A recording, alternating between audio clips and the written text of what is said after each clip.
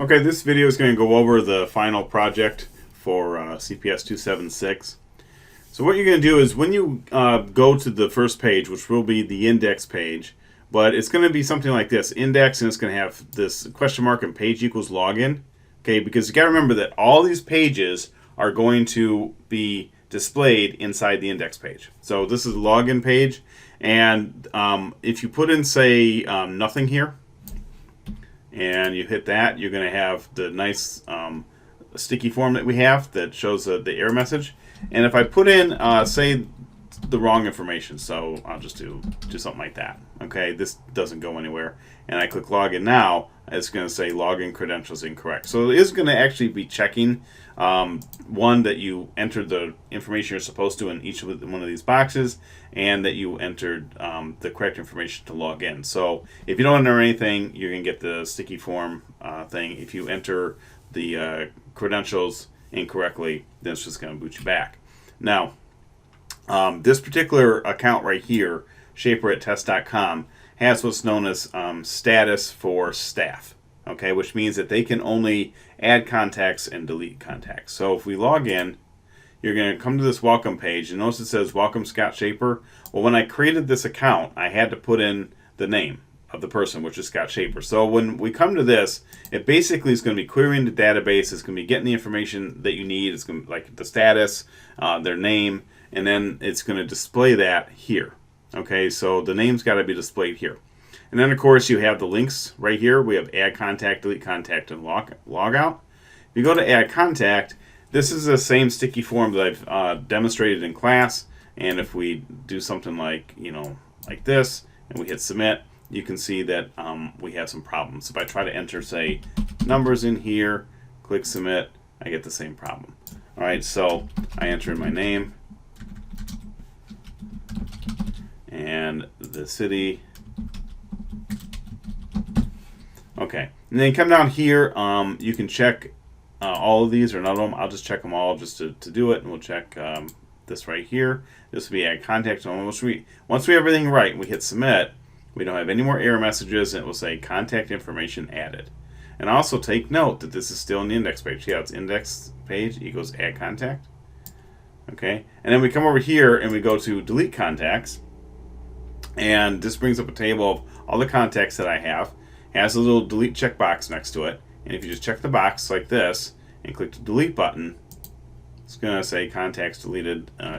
This is contact or contacts, and then basically deletes that record. That's what we'll do. Now, since you're logged in as staff, you don't have access to add admin page. But if you attempt to add it right here, like this, and you try to go add admin, it's going to take you back to login page. And it's going to actually destroy your session and everything. Okay, so that's important. That's a security protocol because, one, if you don't try to log in and you try to access any one of these pages, like the welcome page, I'll do it right here. See, kicks you back to login. Can't do it. All right, but if you do log in and you try to access the admin pages when you only have the status of staff, then that's not going to work as well. So you have to make sure to set up that security protocol, and that's of course what you're going to be using sessions for. Now let me change this to someone who has an admin account. So I just gave them an email address of @admin.com, and I log them in. Now you can see they have a lot more information or a lot more pages they can go to. So if I go to the add admin page, that's just a form. It's going to work the same way as the add contact form. So if I don't have something in any of these boxes, it's going to specify that.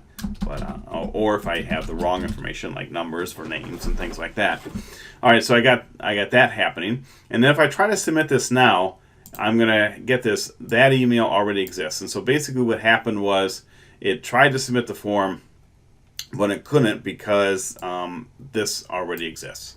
All right, so what we have to do is we have to change that. So I'm going to change that. Go ahead and just change it to, say, test 1. Okay, so I have the form back. I changed it to test 1. And here is where you're going to have a drop down of either staff or admin. That's how you can change the status of them. So I'll just keep it at staff, and I'll hit submit. If everything's good, it says admin has been added. Okay, and then you come over here to delete admins right here. And that shows all the administrators that I have. And one thing I want you to take notice that all these passwords, one, they are all the same password, the word password. They are not hashed, and the reason we can't do that is because the Russet server is on PHP 5.4 right now, and we need at least PHP 5.5 to make that work. So basically, we can't hash passwords, which is a horrible, horrible idea. But this is an example for the class, so we'll just have to forgive it for this time. Okay, and then you notice right here, I'll fix that. I spelled status wrong. I needed my T. But anyway, I have these two entries here they have staff status, which means that they can only do the add and delete contact stuff. But this user right here has admin status. I use my same name and that's fine. The only thing that's really different are these email addresses and of course the status. And so this is administrative status, so they can see everything. You're going to have to make sure that when you create this project, you create an account with administrative status before you start securing all this stuff down. You don't have to actually hard code that into the database. You just have to make sure that you can access this admin page before you start locking everything down. So it's just make sure you have an admin person and don't get rid of them. Okay, and then you come here and you have the staff, and I'm just going to click on that one to delete them. Okay, and that's it. So that's how you can delete an admin, and then you log out. All right, so let's take a look at the files and that you're gonna and folders you're gonna need for this assignment. So if you come in here, you have classes, and these are all the classes that I've already provided through my GitHub page. So you can just grab, copy, and paste those. Don't forget to change your connection information. You are gonna have to build a couple tables. One for contacts to hold all that contact information, another one for admins to hold the admin information. And then you come down here and you have the pages that you're going to need to create. And then down here, this is in a pages folder. See, these are folders right here. That's my classes folder. So outside of those folders, you're going to have an index page and a logout page. Okay, the index page, again, is going to be the container for all of these pages. The only things that it won't contain is this routes page. The routes page basically is what figures out what content it needs to pull in based upon what you've entered into the URL. So it's just this little routes page. But basically what I would do if I was you, this is just my suggestion, is I would build, of course, the index page, and I would build the welcome page and the routes page. I'd build all that first, get that working. Okay, I would just hard code my name into it for now, for that build, because you don't have everything else set up yet. And then what I would do is I'd actually build the add contact and delete contact page.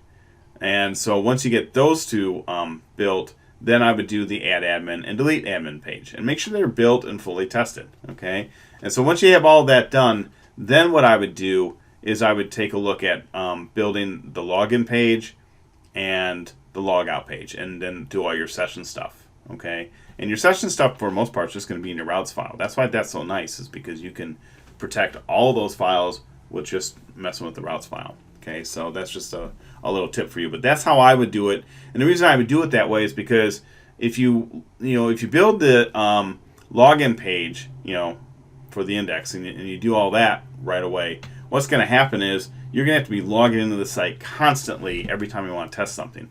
And that's that gets annoying fast. Okay, you're better off just keeping all that opened up so you don't have to worry about that until you're done. And that's exactly what I did when I built this thing. Is I actually built all these pages first, because it's just me, so I don't need to worry about any type of security protocols. And then when I was done, I locked it all down. And so I kind of that's just my tip for you on how to put that together. Well, that's pretty much it.